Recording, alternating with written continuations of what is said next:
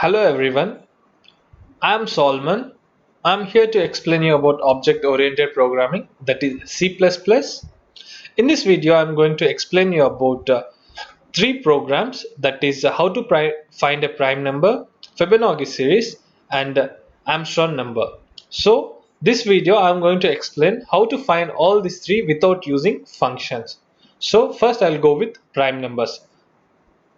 As I said in the last video, this first line is mandatory in C++ programming. Hash include IOStream. This is a mandatory line. And second line, we can use this, or there is an optional way, that is you need to enter std dot and we have to continue the line. So this is the alternate method if you don't use using namespace dot std here. So we'll go into the code. Our code starts from int main, wherever it may be, int main or code starts. So when we come inside prime number is a number we declared here. So int prime, we are initializing int n and 1, n, I and flag is equals to 0. So we are initializing flag is equals to 0, n and I. So we can store the any value in future in the flag. So we are initializing it. And cout is the printf statement in C programming. So this prints the statement for the user. So when they run the code, they will get enter a number to be checked. So this can be displayed for the user. So cin is used to take the number value, to take the value from a user. So when the user enters a number, that will store in n. So when the user enters a number, we need to go through for loop, because we need to check the condition until and unless the condition fails. So we are using for loop. For I is equals to 2, I is less than or equal to n divided by 2, I is equals to I plus 1. So we are incrementing I here. So we need to increment check the condition for 2, 3 conditions, because we know what is prime number. Prime number, it is divisible by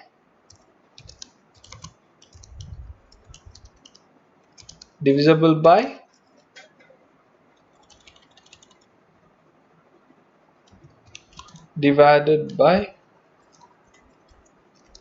1 and itself. So what are the examples for this?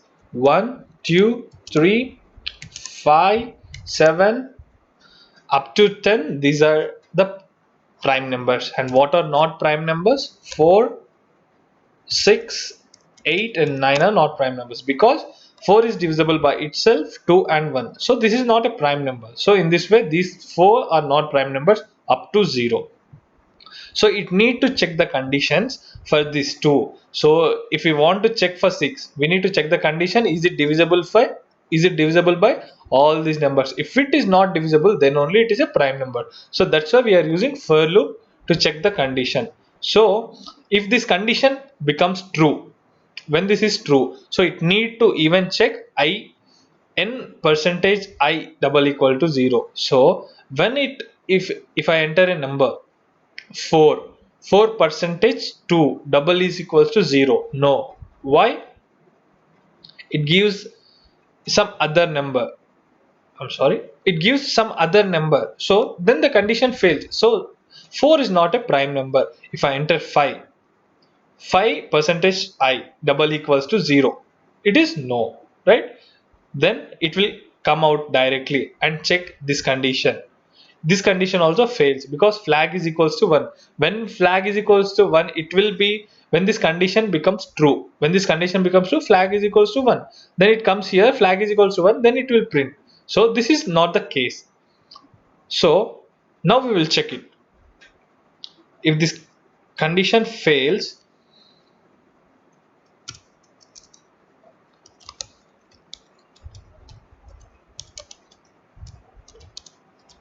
it prints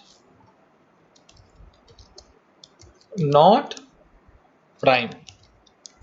So if flag double is equal to 1, so if we want this flag is equals to 1, this condition should be passed. So when this condition will be true for only these numbers, this condition will be true. So if this condition fails, because when we enter these numbers, this condition become failed, so then it will come to else part. This will print is not a prime number. If this condition is true, it will print the else part. If this condition is false, then it will print the if part. So we'll check the program. Okay, we'll run the program and check. Okay,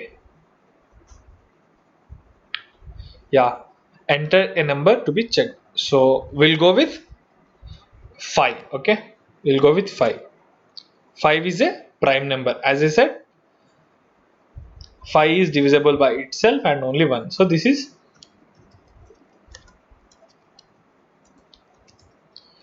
are prime numbers.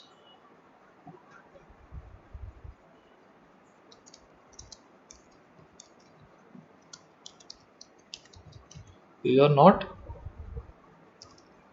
prime numbers. Okay, this is up to from 1 to 10. Only these are 1 to 10. Okay, so we got a proper output. So we'll check with some other number which is a prime number. We'll check with what are prime numbers. We'll see. We'll check with 8. Okay, we'll check with 8. 8 should be not a prime number. It is not a prime number. So we got the output for this. It is not a prime number. Now we'll go with the second code, that is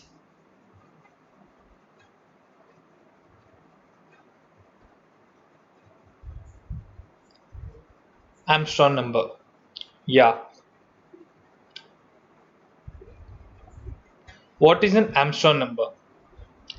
Armstrong number is nothing but, I'll tell you it, what is Armstrong number. So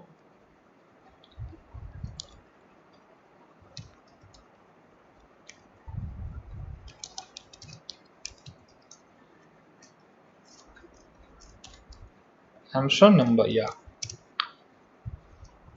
Armstrong number is nothing but, it should be the entered value. I'll tell you what is that. First I'll tell you the number, then I'll clearly explain about what is Armstrong number. 153 is an Armstrong number. How I can tell it? Because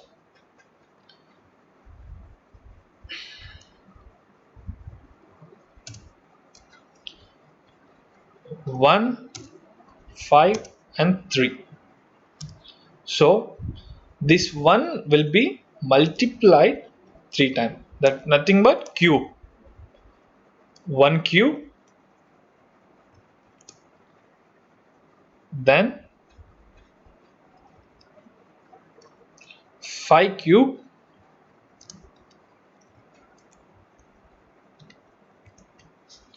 then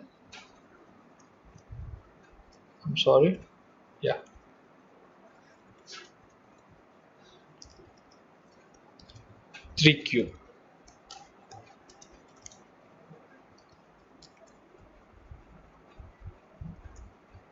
3. Yeah. So when we add this, when we get the value for this, what is 1 cube? It's nothing but 1, right? Yeah. Next, what is 5 cube? 5 cube, 125. And next,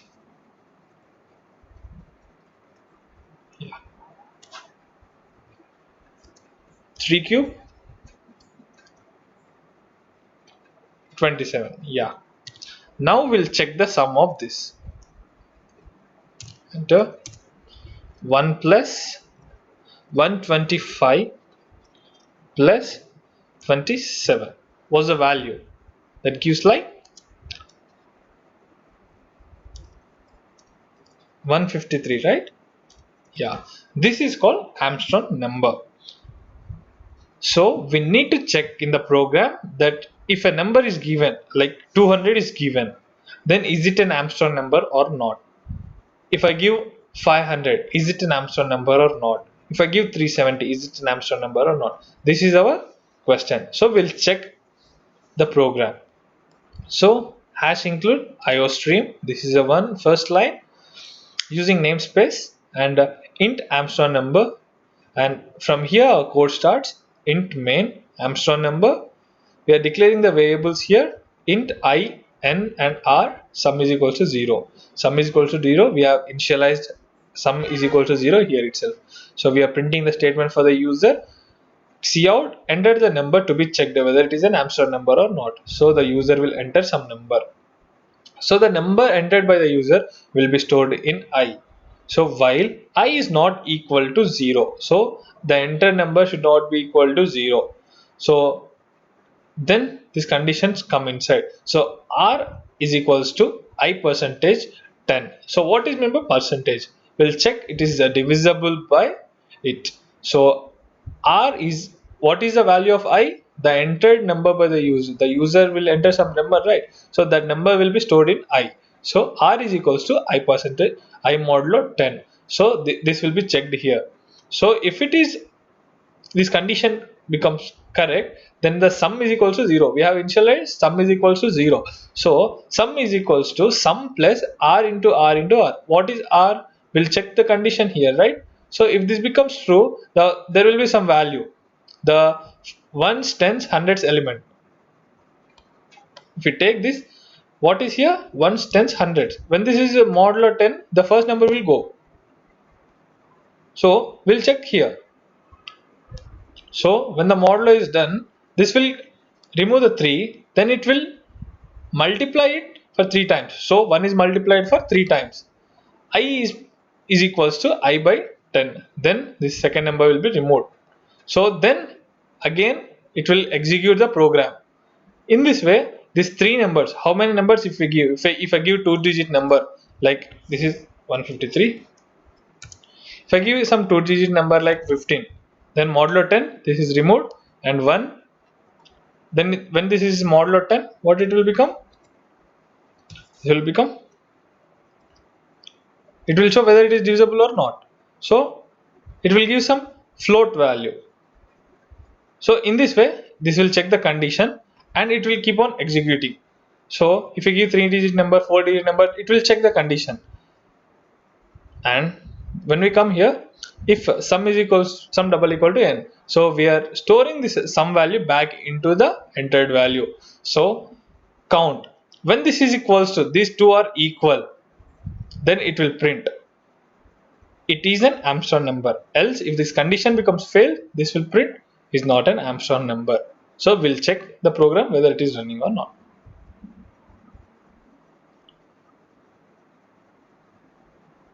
Yeah, we got the console. As I said, as our example is 153, we'll check with 153 first. Okay, 153. So 153 is an Armstrong number. Yes, because we did the example, right? So it is an Armstrong number. So we'll check with some other number. We'll go with 200, whether 200 is Armstrong number or not. It is not an Armstrong number, because if we take 200 here, if you multiply 2 into 2 into 2, that will become 8, and 0 into 0 into 0, that will be 0, 0 into 0 into 0, that will be 0, right? I'll show it fast. 200, 2 that gives 2, 2 equal to 2 into 2 into 2, that equal 8, and 0 is equals to 0 into 0 into 0, that equal to 0, and next the same way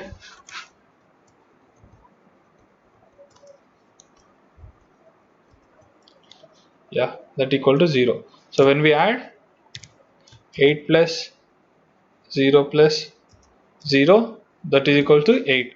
It doesn't give the value, so this is not an Armstrong number. So we'll check with last number.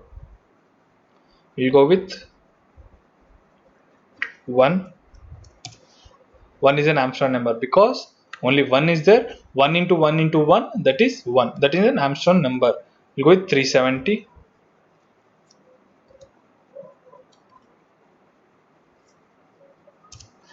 It is an Armstrong number. How I know? I have checked in Google. Okay, this is an Armstrong number. So we'll go for our third program, that is Fibonacci series. I have explained what is Fibonacci series in my last video. Okay, so we'll go into the program that is using function, and this is not using function. That's it. The program is same, and hash include iostream. This is the mandatory line, common line, and important same line in every program. Using namespace.std. In Fibonacci series, our program starts from 4th line. In main Fibonacci series, this comes here in, and again this comes execute int a equal to 0, b is equal to 1, c and n I. These are not initializing. We are not initializing any variables here. We are not declaring any numbers to this, but we are declared for a and b. A is equal to 0, b is equal to 1. So c out. This is a print statement. This will be printed for the user. User will enter some number that will be stored in c in, that is n. C out is nothing but a end line new and b end line new. So this will print the value for the user, this two. And why we are using end line? End line is nothing but new line. We can use slash n also in the C++ programming, but I prefer to go with end line. And we are using for loop here. For I is equals to 1, I is less than n, I equal to I plus 1. We are incrementing I because it need to loop for many times, so we are incrementing I. So I should be less than or equal, sorry, I should be less than or equal to n. Okay, n will be the value entered by the user. So c equal to a plus b. What is a here? 0 plus 1, because this will be stored here. Okay, so c first it will print 0. This will come in an order like 0, as I said in the last video, 1 1 2 3, and 3 plus 2 5, 5 plus 8, 5 plus 3 8. In this way the order comes. This will be like 2 to 4 5 6 7. If user enter 7, this will print up to like this. So c out equal to c, and this will be printed, and end line new result will be printed in the new line. So a is equals to b, b equal to c. So this will, the value of b will be stored in a, and the value of c will be stored in b. So the values of a and b will be keep on changing until the program ends. So this is Fibonacci series without using function. So we'll run the code and check whether this is working or not. Yeah, enter a number. What shall we go? Last time we went with 5. Now we'll go with 9. Okay, yeah, 9. Check 1 1 1 2 3 5 8 13 21 4 34. So 0 1 1 2 3 5 8 13 21 14. Yeah, the example what we took, as I said, this will become for 7. So we'll enter the 7 and check what is going to come. It should come up to 8. Hope 8. Yeah, I missed the first number. Actually this is a mandatory number. This will compulsory for every code, and one more number should be added, that is 13. Yeah, this will be the output for if we enter 7. So this is Fibonacci series without using function. So this video we have discussed how to code without using functions in C++ programming. Thank you.